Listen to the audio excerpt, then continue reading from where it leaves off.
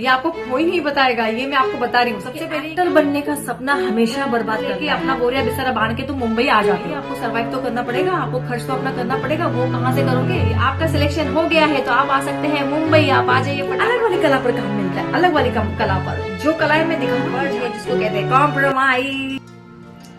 हाय मेरे कलाकार दोस्तों, ये वीडियो मैंने खास मेरे कलाकार दोस्तों के लिए बनाई है। तो जो कलाकार होंगे, जो कलाकार बनना चाहते हैं, हीरो हीरोइन एक्टिंग में आना चाहते हैं, ऐसे लोग ही बस मेरा ये वीडियो देखें, क्योंकि ये बहुत इंपॉर्टेंट मैसेज है जो आपको हर कोई नहीं देगा। ठीक है, कोई नहीं देगा। मतलब मैंने तो आज तक ना किसी से सुना है, ना मैंने कभी किसी रील पे कोई ऐसा वीडियो देखा है जो मैं आपके लिए बनाने जा रही हूँ। मेरे एक्सपीरियंस, मतलब मैं खुद 10-12 साल से इंडस्ट्री में हूँ, इसके लिए मैं ये वीडियो बना रही हूँ आपके लिए।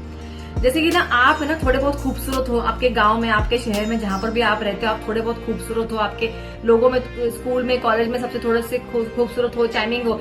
आपको किसी ने कह दिया कि ओ माय गॉड आप तो बहुत ब्यूटीफुल हो, आप तो बहुत हैंडसम हो, आपको जाके एक्टर बनना चाहिए। फिर आप एक्टर बनने का सपना लेके अपना बोरिया बिस्तर बांध के तुम मुंबई आ जाने के बाद तुमको पता चलता कि ओ माय गॉड, यहाँ पे आने के बाद पता है आपको बहुत बड़ा शौक ही लगने वाला है। तो मुंबई में कोई बहुत बड़ा डायरेक्टर आपके लिए बैठा नहीं है यहाँ पे कि आओ आओ तुम्हारा इंतजार था। तुम्हारे जैसे यहाँ पे 10,000 कलाकार ऑलरेडी यहाँ पर है मुंबई में।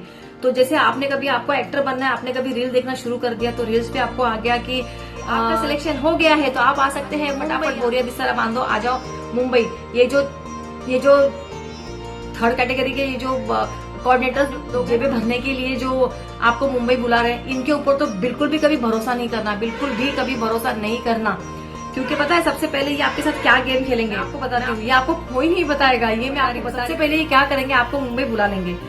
आप सुपरस्टार बनने के सपने आंखों में लेके आप मुंबई आ गए।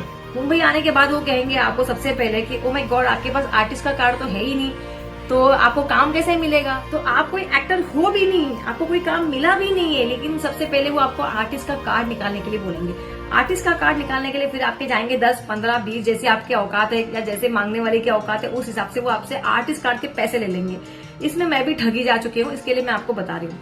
दूसरी बात फिर आती है बात पोर्टफोलियो की। आपको अगर कहीं पे रिकमेंड करना है तो आपके पास फोटोज है ही नहीं, तो आपको पोर्टफोलियो निकालना पड़ेगा। फिर वो आपके 5,000 के पोर्टफोलियो निकाल के देगा। 5,000 के पोर्टफोलियो के आपसे एटेगा 20,000 रुपए, 50,000 रुपए। लोगों ने 1-1 लाख रुपए तक दे चुके हैं लोग, मतलब पोर्टफोलियो के नाम पे। तो आपको सबसे बड़ी इन्फॉर्मेशन देती हूँ कि आपको पोर्टफोलियो की कोई जरूरत बिल्कुल भी नहीं है। आज के डेट में अगर आपके मोबाइल के क्लियर फोटो भी होंगे तो भी चल जाते हैं। आप यहाँ पे आने के बाद आप सिर्फ फंसी जाने वाले। यहाँ पे हजारों लाखों कलाकार पहले से मौजूद है, उन्हीं को भी काम नहीं मिल रहा है। हर रोज ऑडिशंस दे रहे हैं, हर रोज घूम रहे हैं, हर रोज मीटिंग कर रहे हैं, इससे मिलना है, उससे मिलना। ट्रैवलिंग में पैसे जाते हैं, यहाँ पे खाने पीने के पैसे जाते हैं, रहने के लिए पैसे जाते हैं। मुंबई में सेफ सब कुछ है। आप रात को लड़कियां 2 बजे 3, दिल्ली के जैसा हाल नहीं है, ना किसी गाँव के जैसा हाल है। मुंबई में सेफ्टी बहुत ज्यादा है कि 2-3 बजे मैं खुद शूटिंग खत्म करके आती हूँ, तब कोई प्रॉब्लम नहीं होती, मैं आती हूँ यहाँ पे। लेकिन भाई आपको सर्वाइव तो करना पड़ेगा, आपको खर्च तो अपना करना पड़ेगा। वो कहाँ से? घर से मांग के कितना घर से मांगोगे? घर वाले भी कब तक देंगे?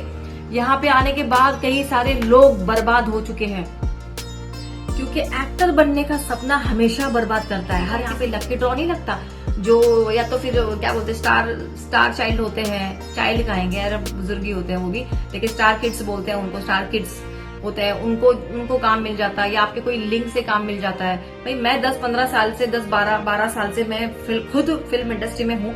मैं मुंबई में रहने वाली लड़की हूँ, बॉर्न बॉटअप मैं मुंबई में हुई हूँ, लेकिन आज तक मुझे कोई ढंग का काम नहीं मिला। हाँ, काम मैंने कई सारे किए हैं, मैंने खुद ने बहुत सारे एक्सपीरियंस लिए, मैंने बड़े बड़े कलाकारों के साथ काम किया, लेकिन आज तक भी मैं हाईलाइट नहीं हो पाई हूँ। मेरे से ज्यादा इंस्टाग्राम के जो होते हैं ना भाभिया, घघरा उठा के, लहंगा उठा के हाईलाइट हो चुकी है। छोड़ो, लेकिन मैं आपको बता रही हूँ कि आप जब तक आपके कोई बड़े कांटेक्ट नहीं, किसी भी कोऑर्डिनेटर के ऊपर भरोसा मत करना। भाई ये कोऑर्डिनेटर धोखा देने के लिए ही बने हैं, ये कभी आपको सही रास्ता नहीं दिखाएंगे। अगर आपको अगर कोई सही रास्ता भी दिखाएंगे ना, उससे 10 सही मार्क उसके होंगे, मतलब उसका कोई फायदा होगा बहुत बड़ा, तब वो जाके आपको कहीं से खड्डे में डालेगा। तो ऐसा सब कुछ करने से पहले है ना, अगर आपके कांटेक्ट में कोई डायरेक्टर है, संजय लीला बंसाली है, रोहित शेट्टी या कोई बड़ा डायरेक्टर है, तो ही आप, और वो अगर ट्रेंडिंग में है, अगर काम कर रहा है, तो ही आप किसी के भरोसे पे आ सकते हो।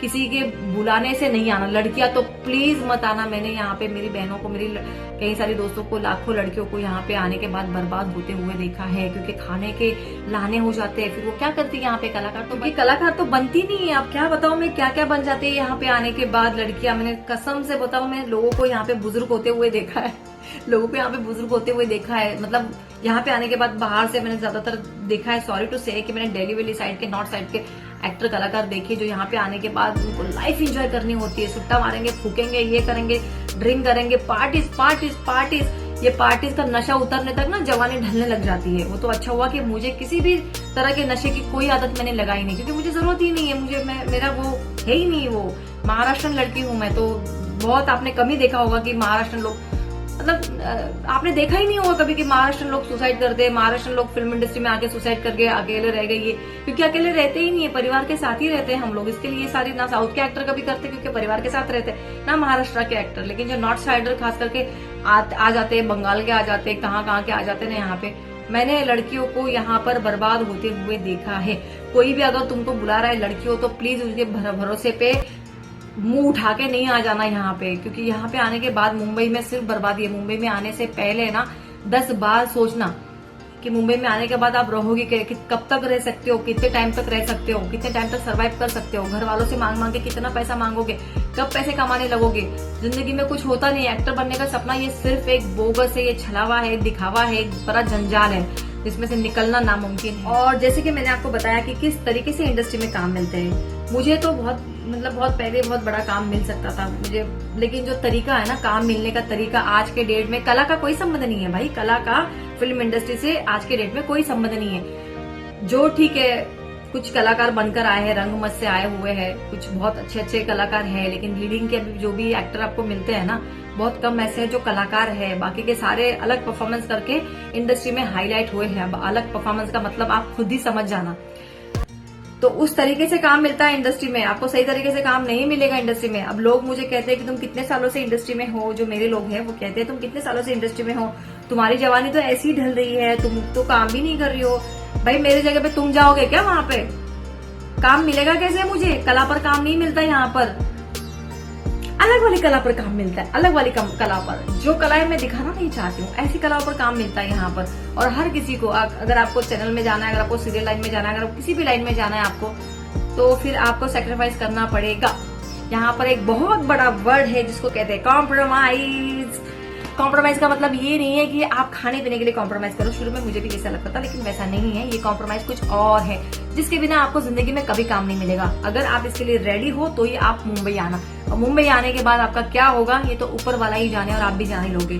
तो मुंबई आने से पहले सोचना। इंडस्ट्री के बारे में आपको कोई भी नॉलेज चाहिए और ज्यादा, तो मैं आपको दे सकती हूँ, क्योंकि मैं कई सालों से फिल्म इंडस्ट्री में हूँ। मैं कहीं अच्छे डायरेक्टर्स को जानती हूँ, कहीं अच्छे प्रोडक्शंस में मैं जा चुकी हूँ, मैं ऑडिशंस देती हूँ, मैं बहुत सारे लोगों को मिलती हूँ, मैं मिल चुकी हूँ, मैं बहुत सारे लोगों को जानती हूँ। लोग इंडस्ट्री में मुझे जानते हैं, लेकिन मुझे वो काम नहीं देते, क्योंकि वो मुझे जानते तो है लेकिन मुझे मानते बिल्कुल नहीं।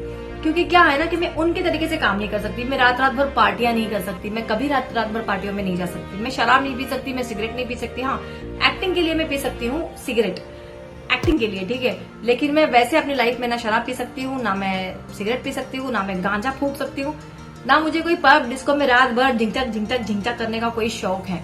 तो मैं कलाकार हूँ। जो दादा साहेब फाल्के जो है ना, जिन्होंने कला अपने इंडिया में, अपने देश में, भारत देश में इस कला को कैमरे पे उतारने का, कैसे ये सीखने के लिए उन्होंने अपनी दोनों आंखें गंवा दी। कला क्या है उनसे पूछो। कि अभी मैं क्या बताऊं यार, मेरा तो खून खौलता है बताते। चलो छोड़ो, कोई बात नहीं, मैं अगले वीडियो में आपको बताऊंगी। आपको कोई भी जानकारी चाहिए होगी तो प्लीज आप मुझे मैसेज कर देना। और सेफ रहना, सुरक्षित रहना। एक्टर होने का ज्यादा बहुत बड़ा सपना देखना नहीं। उससे अच्छा है तो तुम अपने रील्स पे, जैसे मैं बना रही हूँ रील्स पे, ठीक है, मुझे बहुत ज्यादा लाइक्स नहीं आते, चलेगा, बहुत ज्यादा फॉलोवर नहीं है, चलेगा, लेकिन मुझे अपने आप पे गुरूर है कि मैं बहुत हूँ अच्छी, और मैं जैसे भी हूँ मैं बहुत ज्यादा अच्छी हूँ। जैसे भी कैसे, मैं बहुत ज्यादा अच्छी हूँ। मुझे कोई खराब काम नहीं करना पड़ रहा है। धन्यवाद।